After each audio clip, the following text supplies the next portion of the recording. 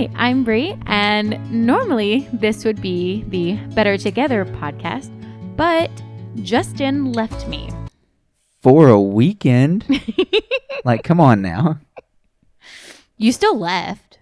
Yeah, but it's not like I left you. I mean, obviously that's going to be the name of this podcast episode, but for shame on those of you who clicked on this, thinking like, oh, there's going to be some scoop in here. Y'all need Jesus. No, he just went camping. Yes. Went on a camping trip. First time in 7 years of being apart. Yeah. That was not fun. I didn't enjoy it. Don't do it again. You looked at me like, that wasn't the first time you've been camping in 7 years. No. Yeah, no. We went camping before. We'll get there. Together. We'll get there. Mm-hmm. But no, I went camping with a buddy from church. Mm-hmm. Got a new camper. Is very into camping at the moment. Yep. Because when you spend money, you want to not feel like you've wasted that money. Exactly. And so you use something to the max. Yep. I'll be interested to see, and this is nothing against anybody, but I feel like this goes this way with like campers, boats, whatever you buy that's like a recreational thing. Mm-hmm. It's like the first so many months or the first year that you own something like that, you like use it all the time. Yeah. And then because you feel like you have to, Mm-hmm. but then that's when the diminishing return starts to show up as you're like, man, I haven't used that in so long. Yeah. It definitely loses its novelty, like with anything. And we have kayaks and bicycles and all that to show that that happens with anything. Everything for us loses its novelty after a little while, except for Jesus. Yes. Praise God. Hallelujah. Thank you, Jesus.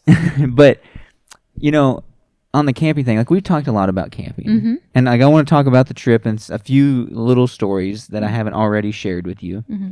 But like, you were texting me during the trip and being like, so what do you think of that camper? Because like we talked about the size and how I thought the size would be something that could be really cool for us and things like that. And you're like, so what do you think of the camper and blah, blah. And what I learned is this is the first time I've been camping like in a camper since I was young. And when you're young, everything's awesome. Yeah. Because you don't think about anything else. Yeah. You don't have worries.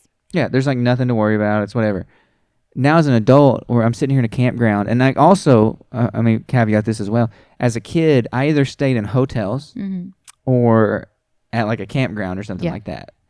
So I hadn't experienced like VRBO, possibly the greatest thing ever. We're so spoiled now. Yeah, exactly. Our kid will never know a hotel. Well until certain church thingies and whatnot. Yes. Like he'll know a hotel eventually, but like he's never stayed in a hotel in 4 years because we would rather rent a house. Yeah. And that's the thing is like I hadn't been in a campground in so long that I hadn't thought about it. But where we stay in houses, it's like you have so much privacy, right? And we don't even stay in places with like big amounts of land. No, yeah. But like we went to Florida this year, and the house that we stayed in, the backyard was fully private because of fences on both sides and like all this stuff. Like you couldn't see neighbors really. Yeah. And we picked that purposefully. Yeah. Like, but like you go to the campground.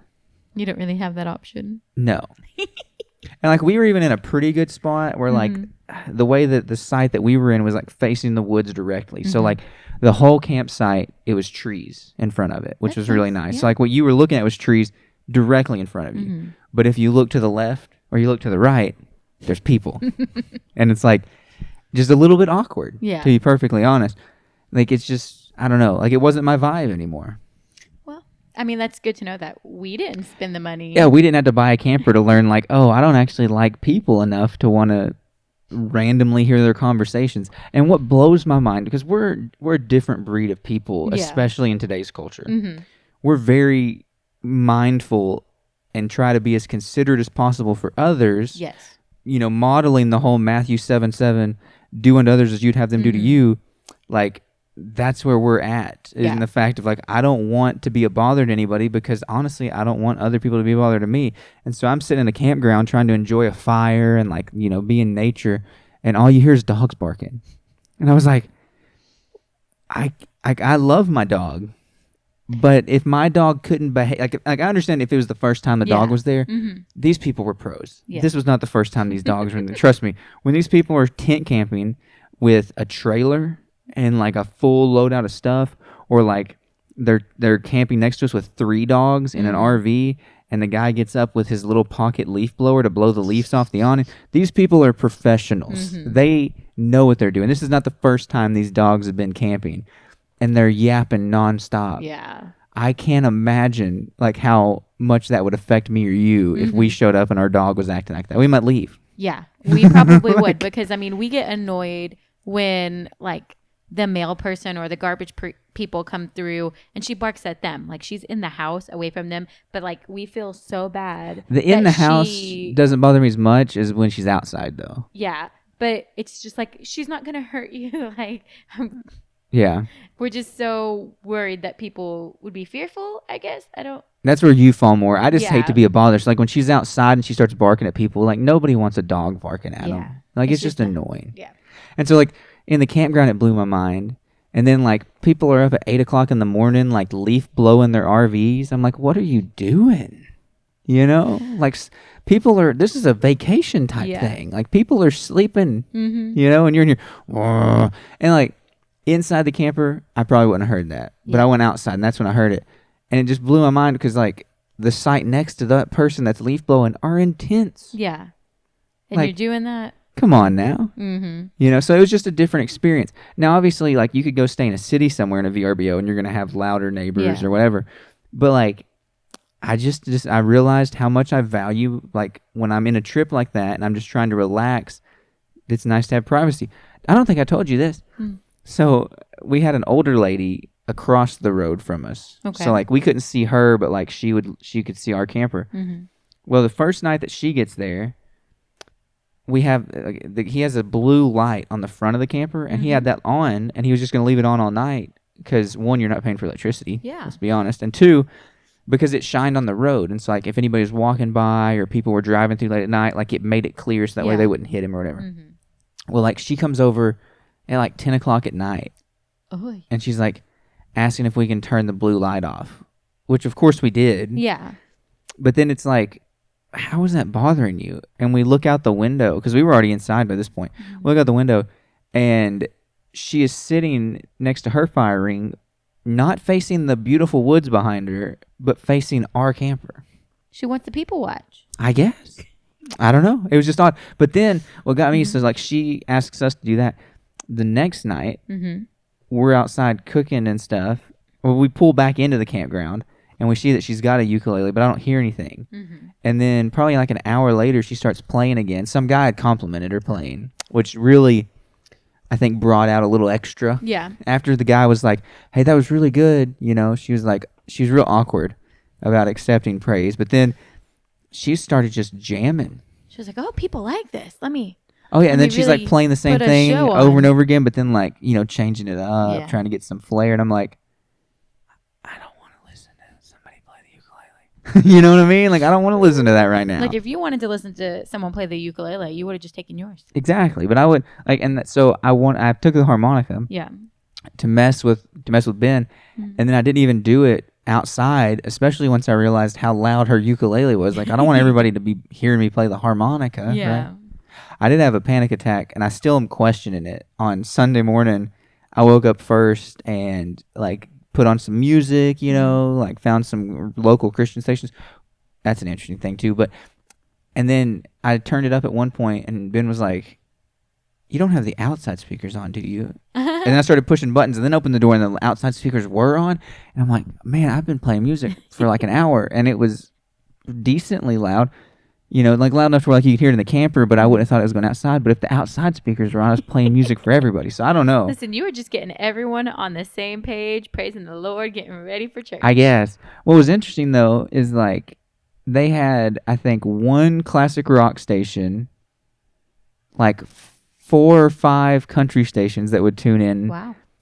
No pop station, and like 10 Christian stations, which is just awesome. Which is just crazy. Yeah. And it was all like small local stuff, but it was just funny to me, like that's not normal. But you're in the middle of nowhere, Tennessee, right? You're in Big South Fork, national area. It's not really a national park, but it's ran by the area. Maybe, I don't know. I can't remember. I think that's what it said when I pulled it up on the map. Well, there you go. But it was just funny to me, though. Like, you're in the middle of, like, Oneida or Jamestown, Tennessee, just, like, basically nowhere. And all the stations you can get in, the majority of them were Christian stations, you know. Or maybe it was just because it was Sunday morning. I hadn't really messed with the radio. But I thought it was funny. That is funny. Other things I didn't tell you. So, one sad thing, and I hate to oust him on this. I don't know how he would feel about it. But it's one of those things that's like, things like this have happened to me, and it hurts so bad. He hit a bird. No. It was before we even left. So, like, you've been to his house, but, like, he had the camper pulled out into the road in the neighborhood, and just, like, he had the truck in front of the driveway. But the driveway's not super steep, but it's definitely a little hill. And he had this rocket stove thing, and he had carried it down to the truck, and he sets it on uneven ground. And then lets go of it. And it hits the truck. And it fell into the truck and scraped the paint and, like, dented it a little bit. And I just, like, I wanted to fall out. Yeah. Because, like, you know, if it was your truck, like, you'd be so hurt, but you can't show it. Yeah. And it just, like, and the truck's what? They've had it not even a month? Maybe a month, I guess? Yeah. Thereabouts a month. Somewhere around a month. And he's, like, dinged it. It's like, oh, my gosh, that would hurt so bad. At least, like, so it's a used vehicle. Yeah, it doesn't matter. But I think it hurts more if it's a brand new one. But it's a pretty nice used vehicle. Yes. Like, I don't think it had many other dings or scratches on it from what I've seen. And no matter what, it still hurts. But I think it hurts extra special when it's a brand new vehicle. Well, it hurts even more when you're with your buddy and you're getting ready to go on a camping trip, and the first thing you do before pulling out of the driveway is drop a cast iron stove on the bumper. That hurts. Yeah. That was a bad one. I felt bad for him. I felt real bad for him. Yeah. But not bad enough to, like, not get a little testy near the end of the trip. This was the other thing that I thought was funny that I haven't told you yet. So we're driving back, and we make it, like, 15 minutes from the house. And the GPS is telling us to go one way. And then knowing the geography, it's telling us to go one way. And all of a sudden he's like, let's just do this. And he cuts next to, like, the airport. And we're taking these back roads. And I can't help but look at him and be like, why are we going this way? And he looks at me, he's just like, I don't know. And I'm like, I want to go home. Like, it was nothing against him. It was nothing against the trip. But like we talked about, this is the first time we've been apart in 7 years. Besides Oliver being with my parents, this is the first time that I've really, like, not been with him. Yeah. And especially, like, on a trip, because the whole time I'm on the trip, I'm thinking, like, man, I kind of wish they were here. Yeah. Like, this would be, not that it's not fun to be with somebody else, but, like, I wish that they got to experience some of these really cool things, And so, like, by that point, I was like, I'm just ready to go home. And then we didn't really talk much the rest of the drive. It felt pretty bad when I really started thinking about it. But it was like, I just want to go home. I was tired. I miss my wife. I still had to go to church. My kid. We got to go to church tonight. Like, I still won't get to be with them. Yeah, I was going to have, 2 hours at home before going to church. I needed a shower. I smelled like And the kid was going to be asleep for most of it. Yeah, I smelled like a coal train. My truck still smells like fire smoke. At some point, you just give up. Yeah. You build a big fire, and you run from the smoke as long as you can. And then eventually, I'm just like, I'm tired of moving. Yeah. Like, I'm pretty sure your pillow still smells like smoke from where you tried to lay down for like 10 minutes before you had to get up and get ready for church that night. Today is the first day that I haven't just randomly smelled smoke throughout the day, like on myself. Because, like, I was at work and I'd be like, smells like smoke. Now, my hat, we never washed my hat. We never did anything with that. So I didn't think about that. But it's just like, it sticks with you, man. Your truck still smells like it. The chair. I thought about that this morning when I was getting in there. I smelled it when I got in there. The chair. That would make sense. We only took one of them. Oh. Because he wanted to use his chair. I was like, that's fine. I just didn't want him to feel less than. Yeah. Because we have those are really nice nice folding rocking chairs that are, like, almost oversized a little bit. So they're just comfortable. Especially for this short 5'2" girl. Like, yeah, your feet don't touch the ground whenever you rock back. I noticed that. Listen, my feet don't touch the ground hardly in any chair. That's true. But, like, I really thought, for the longest time, I was like, man, like, we need to get a camper. We should go camping. It's going to be so great and blah, blah, blah. And I'm like, And I think part of that, though, like, I think I would enjoy it more if we weren't in this place in our faith right now. Yeah. Like, because I don't even really want to go on other trips. Like, I just want to be able to work on the things that God has given us to work on. And so I don't really have an interest in doing much else, which sounds super weird, I'm sure, in, like, the eyes of the world and the culture, but it's like, no. Like, I have a mission, and I want to focus on accomplishing that.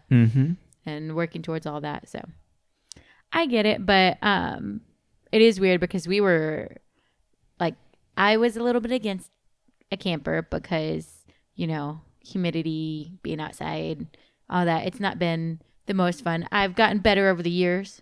See, I feel like you're different than that now. Like I think 7 years ago you would have thought that way, but like this year, and like the weather's been crazy this year, like crazy nice. Yeah. And so like it's just not been that big of an issue, like the temperature stuff and the humidity stuff. But I always wanted the camper, like, I mean, our number one rule was like we want something that's air conditioned. Yes. So at least you have the reprieve. Yes. And we learned why that's a big deal when we went camping together. And you're welcome to try to tell your rendition, whether it's true or not, of that story. Listen, that was the most awful time ever. That was hurts. Absolutely horrendous. Not because of the company. Wow. But because I was miserable. It was a bazillion degrees at night. I could not cool off at all. And I won't tell the other part. It popped in my head right before you said that. But it was just, I did not sleep at all. Yeah. Like, so the whole part leading up to where you would actually have to stay there overnight, all of that was great. The overnight part. The cooking, all that. All that was great. Yeah. That was fine. Wonderful. Enjoyed it. But after I could not cool off at all to go to sleep, like I couldn't even drop 1 degree. It was miserable. And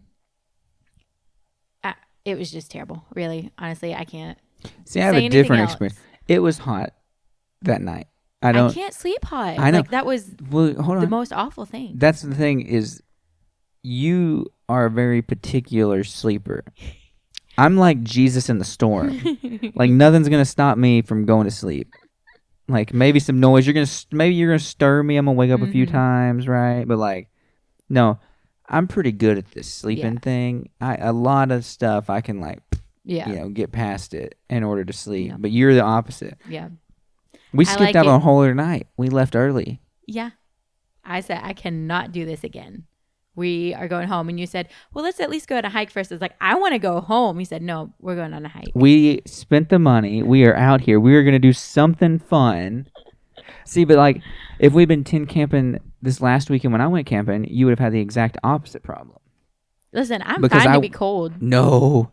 You would have been fine to wake up to 37 degrees in a sleeping bag in a tent and have to get out and do stuff. You'd have been like, listen, oh. We've had some issues and stuff with heat and air things in the past. Yes. And it has got cold. 60 degrees is the coldest. When our heat went out this year, 60 degrees was the coldest we've ever seen, and you were freezing to death. It was 37 degrees on that mountain Sunday morning. And we were in the camper, and it felt decently nice. I don't know how people were asleep. I wouldn't have been comfortable. I would have been happy to wake up. I didn't even cook breakfast. Yeah. I told Ben, I said, listen, it's not worth it. I said, we got a whole pack of bacon right here, and I don't want none of it. Because I am not going out there when it's 37 degrees trying to get a fire started just to eat some bacon. I said, we can just stop on the way back to the house. That bacon, egg, and cheese is looking mighty good right now. Yeah, well, by the time we got out there, it was lunchtime anyway. Okay. It is what it is. Yeah, but I don't do well in hot. It doesn't work out. So we never went camping again. See, but like, I feel like that camping trip was still better than the time that you tried to kill me on a hike on my birthday. No. Yeah. No. Okay, Mrs. Like, people were asking if you were okay. Yeah. Still. No, I think you're wrong. You took me on possibly the worst hike that I've ever been on in my life. It's not my fault you parked in the wrong spot. Yes, it is. No. If you're the one telling me, yeah, this is probably where you should park, then I'm not in trouble for parking where I park. Listen, it's also your fault because you should never put me in charge of a hike. I didn't. You did. No, you chose to be in part of that. No, you told me. Well, I won't make that mistake again. We learned that lesson. I guess I'm not supposed to be in charge of camping trips. You're not supposed to be in charge of camping trips. I'm not supposed to be in charge of hiking trips. And we'll survive. Apparently, well, we've survived this long anyways. Yeah, What's the worst that can come at us now, right? After surviving those two things, I think we can tackle anything. Yeah. And it's funny though, because it's like, I like being outside and all that stuff, but yeah, I like a base camp. Yeah. I decided that. I think that base camps are definitely the way to be. Like, just have a nice house to go back to and call it good. I mean, I understand at some point I'm going to have to take the boy camping. It's just a rite of passage sort of thing. I'm not looking forward to that either. Yeah. I don't like being away. I don't know. I can't be nearby. Is there any way I can get a VRBO, like 5 minutes from where y'all are camping? Exactly. Exactly. I'll go back to the air-conditioned house, turn on my fan, and go to sleep, and y'all can stay in a tent or a camper. I can't remember what time of year we went camping. Was it like September? I don't know, but it was a bazillion degrees, and the cicadas were out, and you said, I can't sleep, the cicadas, and then you passed out. Well, you gotta, the key to sleeping is first saying you can't do it. I think I did about a bazillion times. And then you, being the wonderful, loving husband that you are, were like, let's cuddle. I love you so much. And I said, don't touch me. It's too hot. Come near me and you will get hurt. Well, I slept, so it was fine. I did not. I'm aware. You've never dropped it. And now I shouldn't have brought it up. That's what I'm learning. It was not a good night. It was a fine night. Nope.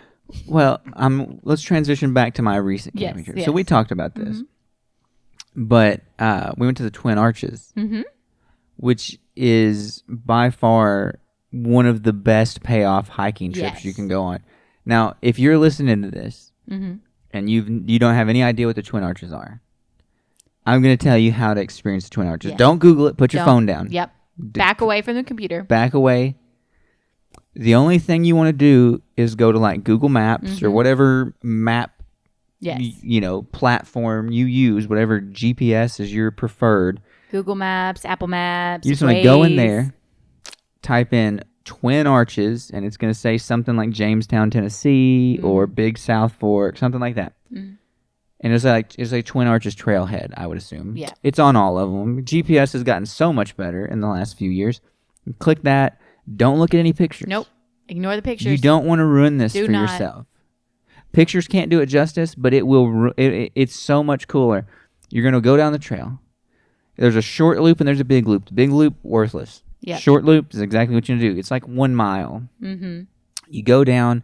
You're gonna walk down the trail, and at some point you're gonna see a staircase. Don't go down that staircase. Don't do it. You keep walking down the trail for a while, get some good views. Maybe you go up a staircase, but then you'll come to another staircase that goes down. You're gonna follow that staircase. That's how you get the best payoff. And you're thinking this guy is crazy. No. I've done this. Trust me. I have done this multiple times with multiple different people. And watched their minds explode every single time. Because it's just one of the most beautiful... And if you've been there, you know what I'm talking about. It's literally one of the most spectacular things. You don't expect to see that in East Tennessee. You don't expect to have the experience that you have finding it and realizing what you've just done. Yeah. And so the person that I was with, I had to push him out of the camper on Saturday. I think he said it, and I completely agree. He's like, we have two different ideas of camping. I'm like, we do. Because I want to go camping, not to just sit. If I want to sit around, and this is not an insult to him. No. Everybody's just how different. Justin's built. Everybody's different. But if I want to sit in an air-conditioned space with a TV, I'll just stay home. Yep. We don't even have a TV in here, but still, I'll just stay home. Yeah. If I want to sit outside next to a fire, if that's all I want to do, I got a fire pit out there. I'll just stay home. If I'm going to go camping, it's because I want to have easier access to the things that I enjoy. And the things that I enjoy are being out in nature and hiking and exploring and getting to see either new things or things that are just really impressive. Yeah. Case in point with the Twin Arches. So he's like, after we went and saw it, he was like, this is amazing. I can't believe this. Like, it was just constant, like, reaffirming, like, I can't believe it's like, blah, blah, blah. I'm like, yeah, this is what I wanted to come see. Mm-hmm. It is absolutely spectacular. Yeah. And I mean, it is kind of what it sounds like. So, like, you got an idea, but until you see it in person, it's like, until you wow. experience it. Yeah. I would recommend, there's nobody that I wouldn't recommend that trail, dude. Yeah. There were kids. Mm-hmm. There were It's a super easy hike. Because that was one that we did back in the early days when I wasn't much of a hiker, outdoor person. Well, like, there's a lot of stairs, but they're not, it's still not that crazy. Hard. It's not as crazy as you'd trail. expect it to be. Mm-hmm. And so, and the staircases are actually mind-blowing as well when you go through it. It's cool all the way around. And then just up the road, we went to Pickett and, like, accidentally hiked a really cool trail. Like, that place is pretty cool. We went through, like, this really cool gorge, and there's all these rock walls on the sides of you, and then you go up, and there's this, like, massive cave. Yeah. And then you also discovered the national park honey, or the state park honey. Yeah. So we talked about honey. Was that the last episode? Yeah. Yeah, because it was your episode, you know, the one you took over. It was okay. Finally shared everything that I'd been holding on to. Yeah, so the state parks, the Tennessee state parks have honey. So, like, when we pulled in to Pickett, it's been a while since I've been up there. And I noticed that they had beehives. And what's interesting, I didn't tell you this, so they had beehives just, like, front and center, but they had basically a cage built around the beehives.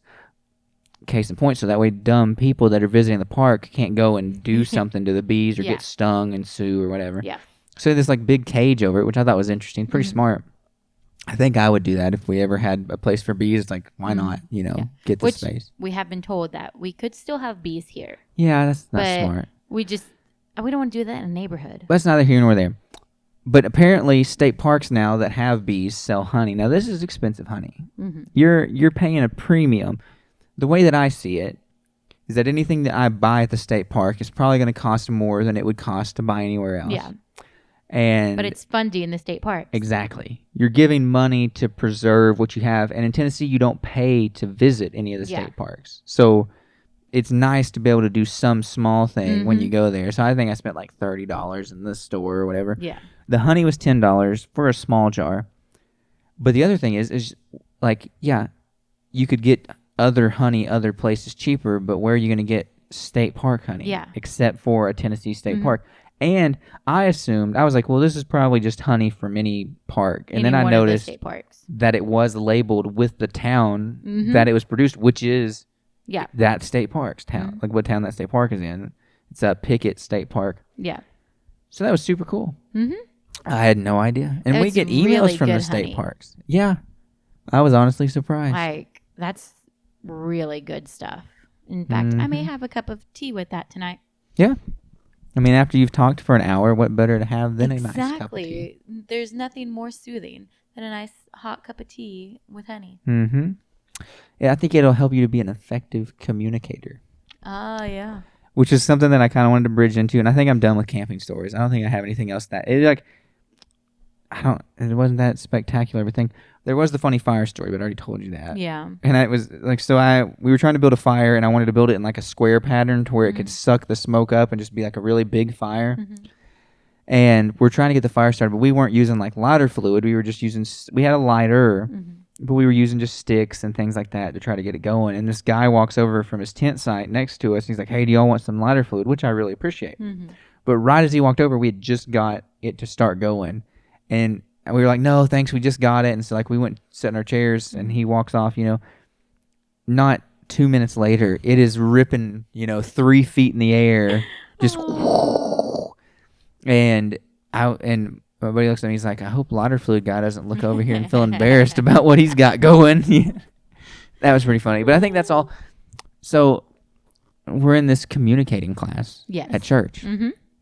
And that means that we're going to have to get better at communicating. Yeah. Like, there should be legitimately, we should see the results of this class in this podcast.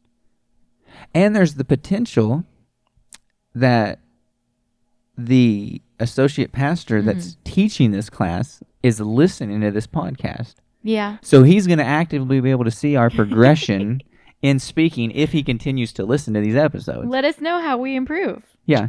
Now we're not going to know if he listens or not. It's going to be a good test. But I just thought about that today. I was like, we're actually going to have to get better at this. We're going to have to apply the 16 laws of communication into this podcast. But the issue is, one of the big things, is conviction. Yeah. And, that passion behind what you want to talk about. But this podcast is the exact opposite of that. We developed a podcast of non-conviction, of just something for entertainment. Yeah. It's just something to basically relax and just have fun together. Not really to go over anything specific, nothing like hardcore deep, anything like that. Just light, fun time together. Well, and to produce something that other people, because like we've talked about this, and like I'm sure we talked about it on this podcast before, but like I listen to a lot of different teaching podcasts, and that's great. But at some point, I hit a wall. It's like, okay, I still want to listen to something because I listen to my podcasts mainly at work because I'm in loud environments, and so I wear hearing protection that also is Bluetooth. Yeah. And it's much better to listen to some podcast than it is to listen to the muffled noises around you all day. And so it's nice to have a podcast that is just people hanging out. Yeah. Which sounds super weird. Like, why would you just want to hear people sit around and talk? I don't know. Why do you want to watch TV? Yeah. Friends was one of the biggest television shows ever, and look what it was. It was just some people hanging out being silly. Exactly. So, I mean, it makes sense to me. Yeah. To just want to have something that's entertaining. Like, I think, honestly, like, I mean, I listen to a lot of different, like, Christian podcasts, teaching, leadership, like, let's do this Bible study. And it's like, those are great podcasts. But the ones that I really enjoy the most are the ones that have, like, no purpose. Yeah. Where they're just, like, chit-chatting and, like, talking about life. Mm-hmm. It's interesting to see people live life. It's interesting to hear about people going camping trips. And then, like, it causes you to want to try things. Like, one of the podcasts I was listening to that's from people who do disc golf, but wasn't directly disc golf related, got me interested in running more and stuff, because you hear the guy talking about, like, oh, well, I ran this race the other day and blah, blah, blah. I didn't follow through with it. Yeah. I did my month. I did my training. I got really good. And then I said, it's a big time commitment. Also, this time I didn't get hurt. Well, it was my birthday, so I took off for my birthday. And then, so I walked every day 2 miles. And I was knocking that out in about 30 minutes, if I was just walking. And then I ran some. I was speed walking some. Like I was getting some decent times down. But even though it only takes you, like, let's say 30 minutes to walk 2 miles. Then you have the time getting to wherever you're going to do it, and the time to get back, and then the cleanup time, because you were doing this during the heat of summer. So you were hot and sweaty. Well, and you just, like, once you get home, it's like, well, I need a minute. Yeah. So then you got to, like, you trying to relax for a minute and all that stuff. And that's hard to do with a toddler in the house, because if you have been around toddlers, they are 90 miles an hour all the time till they pass out. Yeah. And that was before going full bore into ministry and launching 3 podcasts and trying to do shorts and trying to maybe do some other videos and, studying. Yeah. Because if you want to be able to pour out, you have to be having something poured into you. Yeah. Right? So I just, like, exercise is awesome, but it's also very difficult to keep up with. Yeah.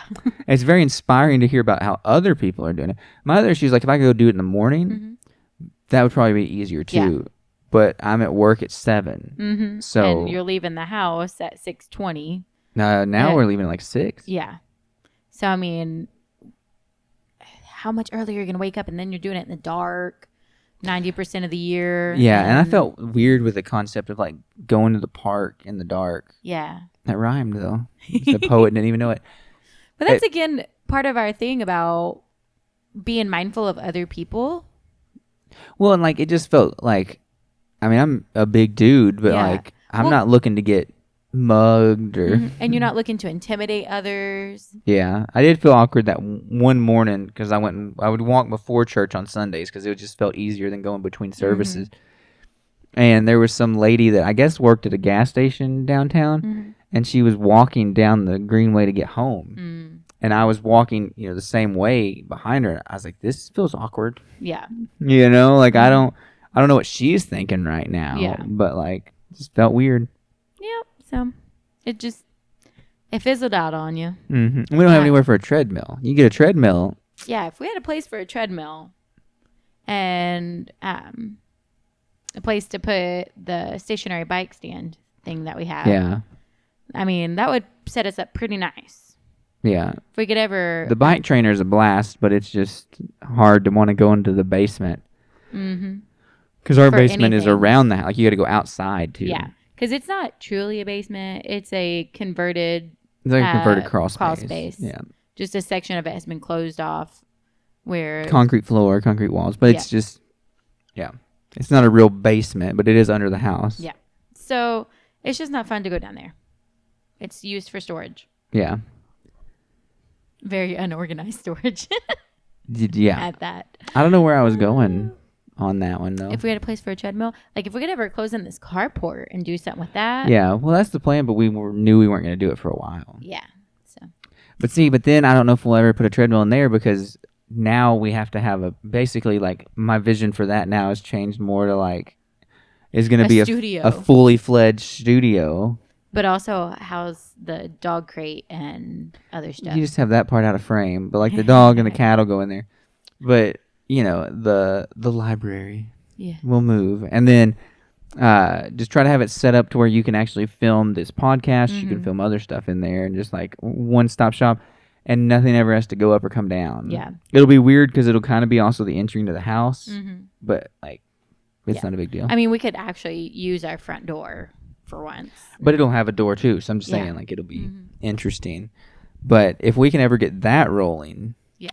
Ooh, what we could do is we could like kind of close off some of it and have like a walk, like just an arch I'll pass through to where then one section is like the studio area and the other section is the pet and mudroom. It's not a big space. Well, let's see. We'll cross that path when we come to it. That's still...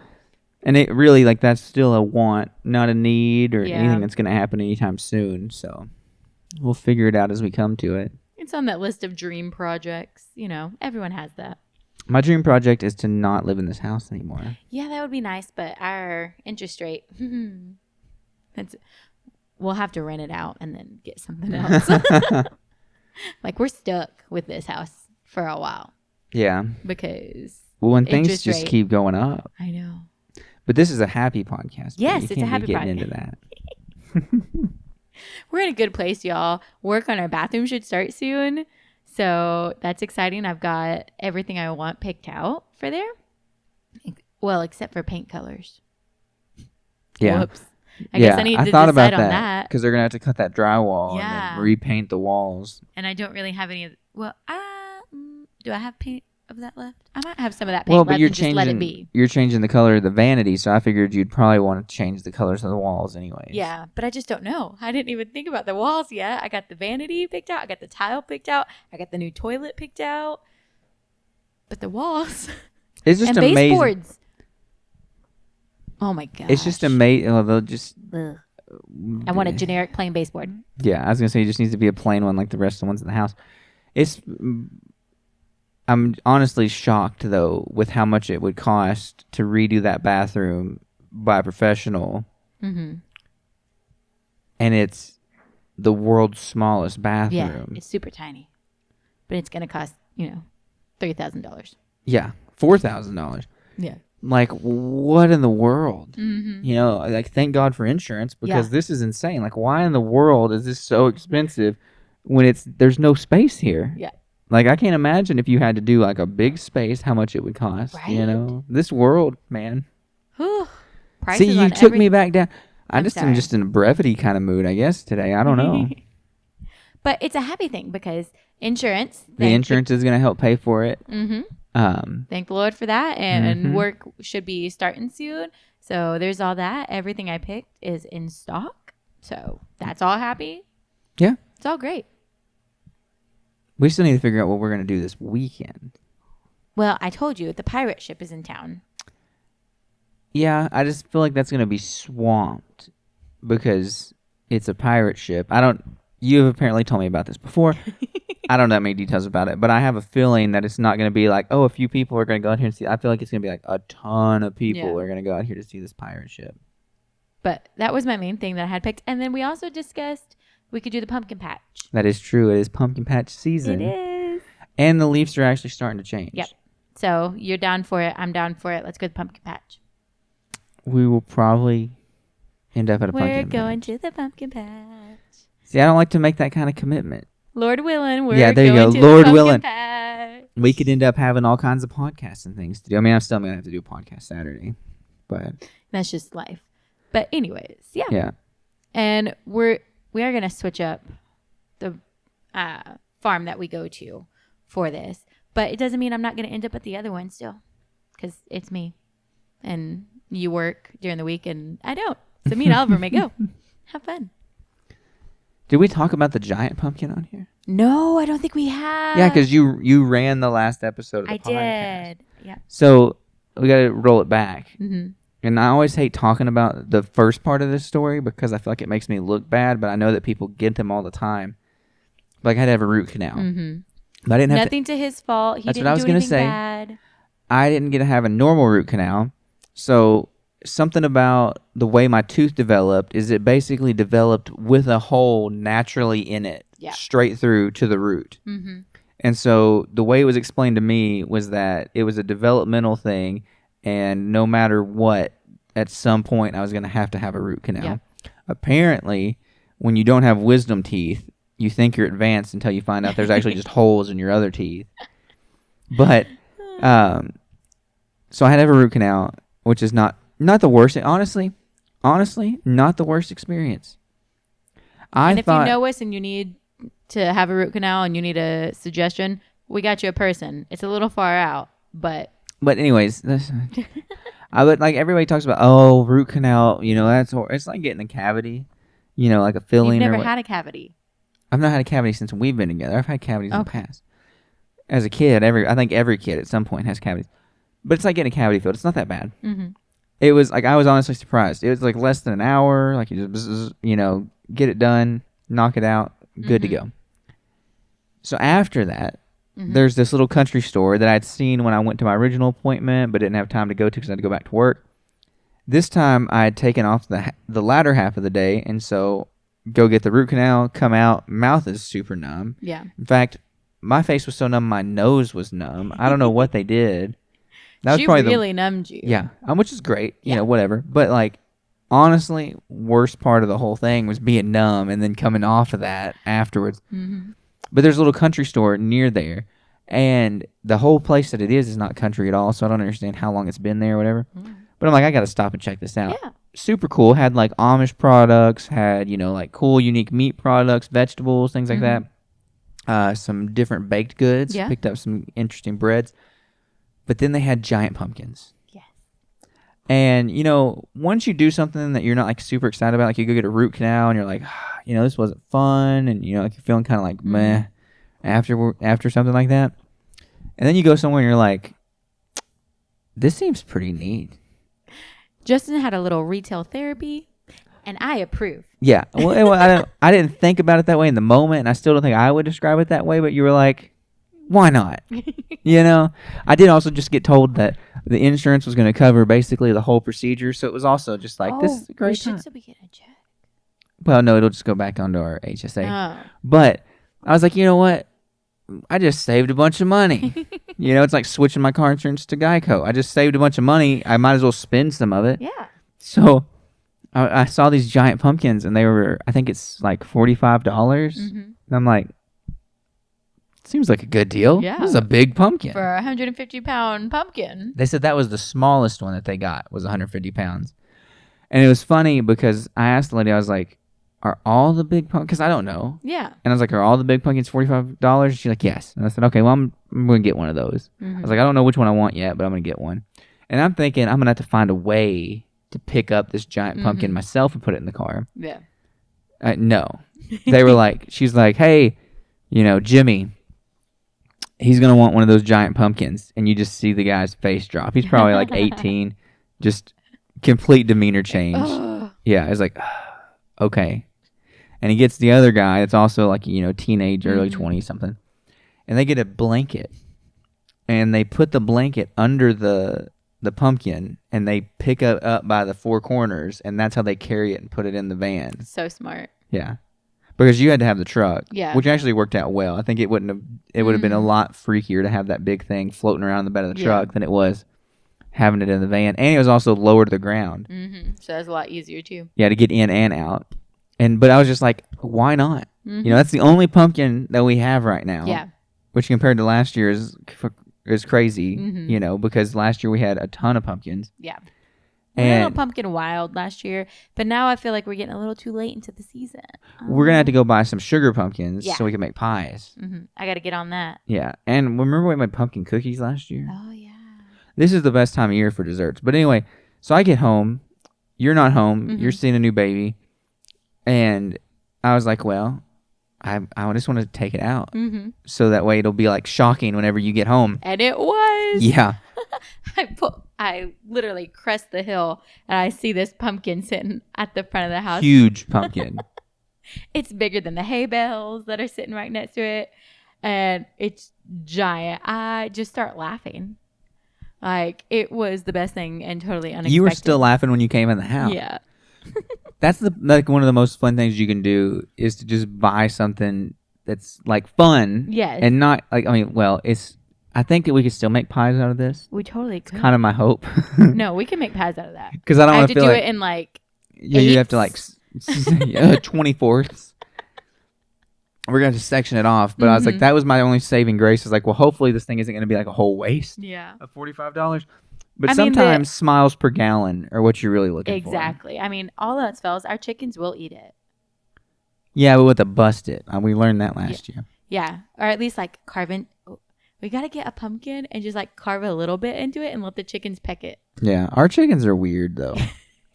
Like, so I've started letting them out and we've had we've had two of the chickens.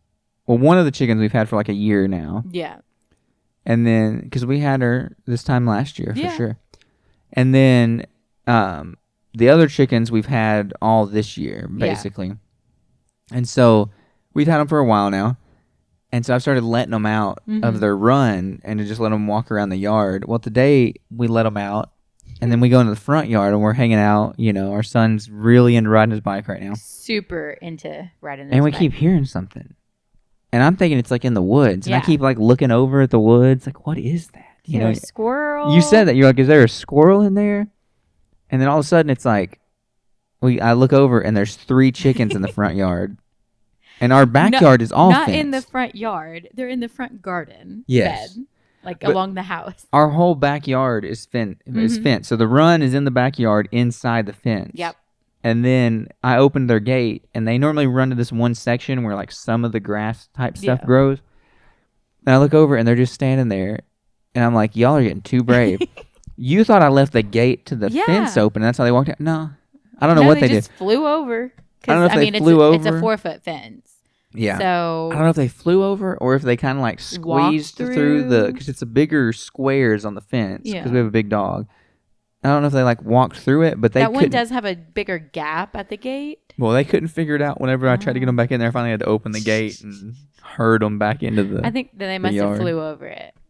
But like last night, like I've gotten really too lax. Yeah. Or just too mindful of other things. And so what happens is now is you go down there to feed them and you open the gate and you go and like start doing stuff and they just walk out. Yep. They have no cares anymore. For me, I'm like, well, might as well give them a little bit of time. Yeah. Like let them enjoy find some grass. They need to live their best life. Eat some bugs. They don't have, somebody writing books telling them how they can live their best life. So you just have to do what you can to let them experience it. You have to build them up because they're chickens. They can't build themselves up. So you let them out, and you let them wander around the yard and stuff. And so last night we did that, and last night was Wednesday. It was church night. Yeah. And I needed to also upload a podcast episode. Yeah. Shout out to the God Notes podcast. Y'all need to be checking that out. Lots of great stuff in there. But anyway, I come in, and I'm like getting ready, because you deal with chickens before you get dressed for church. Yeah. Obviously. And So I go out there, deal with the chickens, come back in, and I'm like, I need to go close them. Well, then you start rushing because podcasts had to get uploaded. You got to do this, you gotta that. shave, got to fix your hair, all that stuff. We're driving home in the dark, and it hits me. And I look at you, and I'm like, you didn't have any idea. Nope. And I look at you, and I'm like, I didn't put the chickens back in. Well, between halfway home and home, we forgot. We totally forgot again. And had no idea. Yeah. If the chickens were, we're still here. Yeah. If they roosted in the trees last night. No clue. We didn't know. Yep. This morning I woke up and, had still forgot. So I wait to let the dog out until Oliver wakes up now because that's just loud. Yeah. So he wakes up. I go let the dog out and I notice there's chickens just in the yard by the porch. Oh, I can't leave the dog unsupervised because, don't want her. Who knows what's going to happen? Yeah.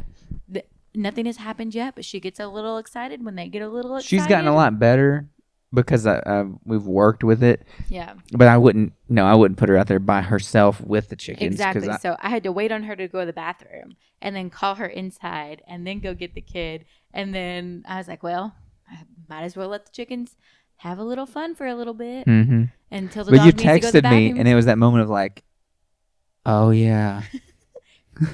We didn't lock them up. Whoops. But thank the Lord, we still have chickens. Well, and, they're asking for it at this point because half of them have decided that they're too good to sleep in the chicken coop. It's more than half, okay? It's 80% of them. Well, sometimes Hindini's out there, and you're like, I thought you were better than this. I don't know what their problem is, but at this point, whatever. You just let them do what they're going to do. Somehow, we have the weirdest version of God's protection. Yeah. Like we did lose. Strange. We have lost one chicken before we had all these, and I believe it was to like a hawk or something like that. But otherwise, we've not had any problems. Like, we have yellow jackets that don't sting you, and we have chickens that I saw a raccoon yesterday morning, I can't remember, in the neighborhood, like a little bit down the road, but like a raccoon loves a chicken. Yeah. We've not had any predator issues besides the one, and that basically prompted us to buy 6 chicks.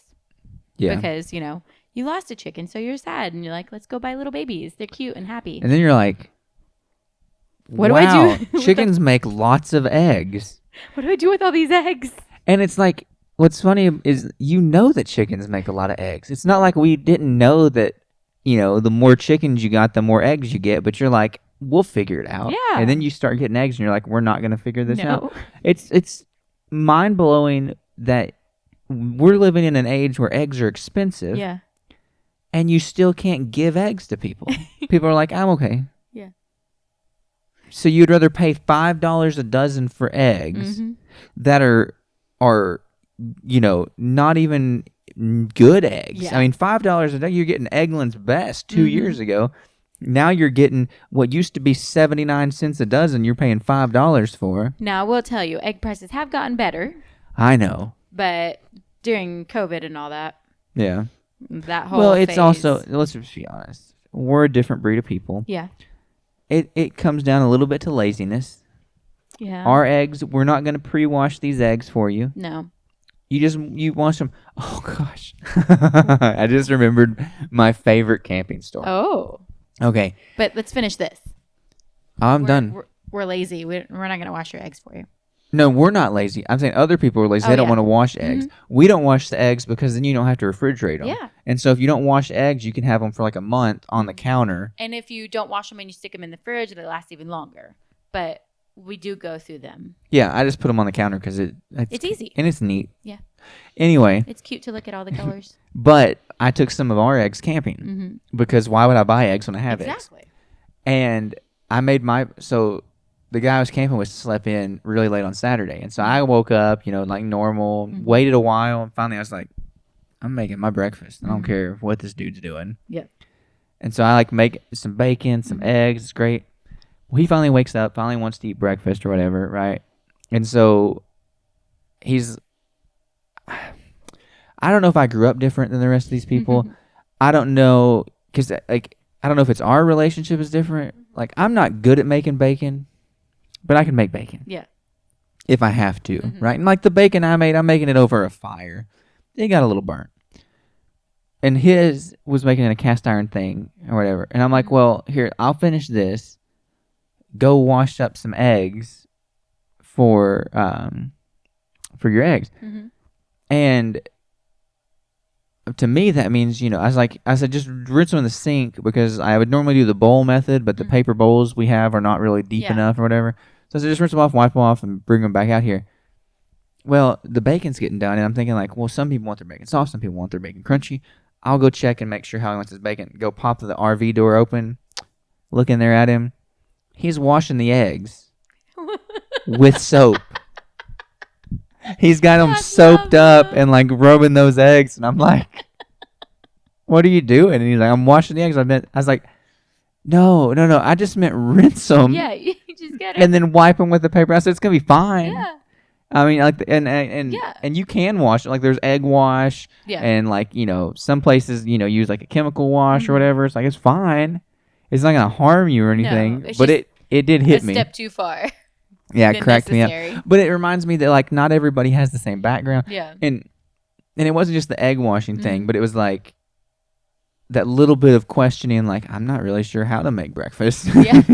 Or like how to do this. I was like, whatever, man, I got you. Yeah. I can do this. It's not a problem.